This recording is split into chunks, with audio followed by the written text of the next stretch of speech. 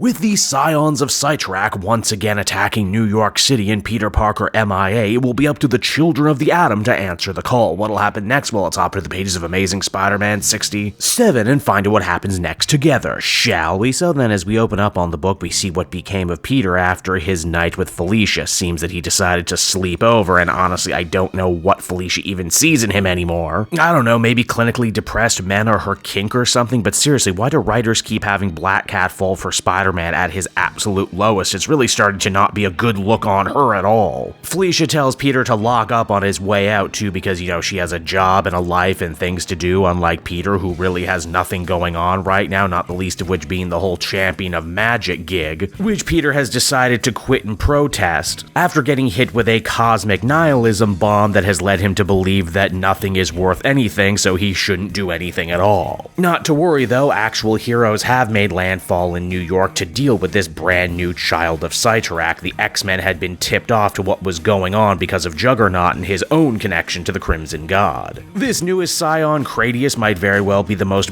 boring of any of these children of Cyttorak yet. He doesn't have a game or a gimmick behind him, he's just kind of strong. He claims that the X-Men will never be able to defeat him because they are not blood of Cyttorak, they aren't even champions of magic, only for the Juggernaut to come on in and absolutely cold cock him. Again, Kane Marco might not be a child of Cyttorak, but he seemingly has enough crimson power to put himself in the running, which is certainly good for him. Cyttorak is watching this development from his realm, and it's here we're actually introduced to probably the 8th of the Scion. He seems to be the oldest and the most well-respected because he actively speaks for his godly father. He says that if the Champion of Magic is no longer responding to the challenge, then that means the ancient pact made with Doctor Strange is broken and they should be free to leave the casket and do whatever the hell they want. And yeah, the bulk of this issue really is just the X-Men fighting it out with Cradius, the Scion. Again, I hope you really were in the mood for an X-Men book when you picked up this book called Amazing Spider-Man. Peter's depressed inaction isn't also just affecting the worlds of magic either, as the big fight between the Scion and the X-Men ends up making its way downtown to the Feast Shelter, where May is throwing an event, meaning that Shay and Randy are also in the crosshair right now. Still, Peter does not care at all. It's all he can do to just pet some of Felicia's cats. It's then that Doctor Strange makes a reappearance. He's not a ghost anymore. I guess that got fixed in another book. The former Sorcerer Supreme tells Peter that he needs to get over himself and get his head back in the game, and soon, because this is a lot bigger than just a war with Cyttorak and the Scions. If the casket is broken, then the very world may end up falling to the Blight. Yeah, what's the Blight? This new thing they just cooked up right now to try and ratchet up the tension? Well, as Doctor Strange explains, he ran into the Blight early on in his career as Sorcerer Supreme. It's basically one of those Lovecraftian, unknowable horrors that's formless and exists only to exterminate all life. The only way that Doctor Strange was able to keep this thing from ever discovering Earth was because he was willing to make a pact with Cyttorak to lock it away in the casket. Apparently this was very important, but not so important Doctor Strange didn't tell Peter right away when he became the new Champion of Magic. Furthermore, the Blight has already escaped the casket and infected Calyx, the shamed, very egotistical son of Cyttorak who attempted to cheat during his battle with Spider-Man. The Blight just kind of makes him an albino and makes him want to spread the infection to others, which sounds pretty bad on paper, but as Doctor Strange explains, it's actually way worse than Peter could ever imagine. You see, the Blight causes a thing called soul rot. In short, once you're exposed to it, the Blight will force you to find and destroy the thing you love most in the world. Which, you would hope this would finally be the thing to wake Peter up, the realization that as bad as inevitable death is, there are things in this universe much worse than death. But no, Peter still can't dig his way out of the dark, deep pit of depression he's currently in and tells Doctor Strange that he doesn't want to help, that he's not listening, and he even uses the word unsubscribe, like in regular conversation. Like, is that a thing people say? How is that somehow the worst thing Peter has done in this arc? With the former Sorcerer Supreme failing to rouse the spirits of the clinically depressed Spider-Man, it looks like the next attempt falls to Syra, the Scion who actually dropped that nihilism bomb on Peter in the first first place, but who weirdly kinda seems to feel bad about it, or at least is fascinated by the effect it had on the normally chipper and cheery Peter. What's Syra's big play to try and get Peter's head back in the game? Well, she basically just ends up repeating everything that Doctor Strange had said previously. Then she has a crazy vision of her brother under the effects of the blight, killing Cradius before eventually tossing the Juggernaut, which should be impossible because, nothing can stop the Juggernaut. But this guy can now, meaning as the comic comes to a close, everything has officially gone from very bad to very worse. And so that was Amazing Spider-Man issue number 67, everybody, and once again I find myself asking the question, what is even going on in 8 Deaths of Spider-Man anymore? This series really went off the rails in a massive way. I mean, like, the first couple issues weren't exactly setting my world on fire or anything, but it was at least very workmanlike. This issue almost feels like Justina Ireland was trying to get a little meta, like, oh, you don't like how Spider-Man is such a passive player in his own life? Oh, it almost feels like he doesn't actually have any impact on the story anymore? Well, what if there was a whole issue where he actually was too much of a depressed sad sack to do anything, and what if the X-Men actually did end up solving most of the problem on their own? Like, seriously, Juggernaut beat the Scion on his own. Which, if that was the case, why did they even need the whole champion of magic thing anyway? Apparently just a little gem of Cyttorak magic was all you need and you're actually in the running. Also, it's almost like this late in the game the creative team realized, oh yeah, I think Cyttorak isn't actually that interesting a villain, or even that much of a threat. Hell, he doesn't even say anything in these issues. I guess we'll need to come up with a brand new magical problem for Spider-Man to hopefully overcome. And the Blight really does feel like an 11th hour addition, doesn't it's this great unstoppable evil from another universe, and it can possess people, and it can make you kill the thing you love the most, and it's really evil and really bad, so Strange could only lock it away. And it's lemon scented, and it can do your taxes, and it can even stop the unstoppable Juggernaut. It has many, many powers, you see. It can do everything, and you should really be scared of it. And those are all problems, but it's all stuff I've made peace with at this point in reading Amazing Spider-Man. The thing I can't get over, though, is just how completely unlikable and passive Peter is. I get it, he's having a dark night of the soul. He needs to lose hope so he can inevitably find it again. That's how stories work. But the problem is that the journey there just isn't fun or interesting or compelling at all. Contrast and compare this with Daredevil, who also usually ends up finding himself in some deep dark depression a couple times a run. But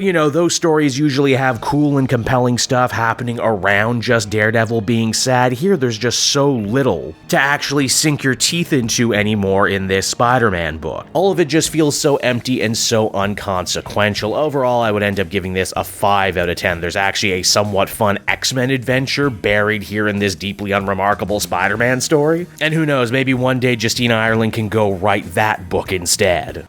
Hey there everyone, it's your pal Cape Joel again, and if you're seeing my face right now, that means you watched to the end of the video, and I'll always be grateful for that. Retention helps in this crazy YouTube game, and so does becoming a patron. If you head on down to the description, you can find a link to my Patreon page. Recently just redid all the tiers, a lot of cool stuff offering up there, exclusive commentaries, exclusive polls, behind the scenes concept art for Capes and Quest. That's the brand new D&D show I've started soon. Never been a better time to become a patron. You can become a patron for as little as $1 a month and help the channel grow, and help me continue to deliver content like what you just saw. So I want to thank you all, and I will see you again next time. Bye bye.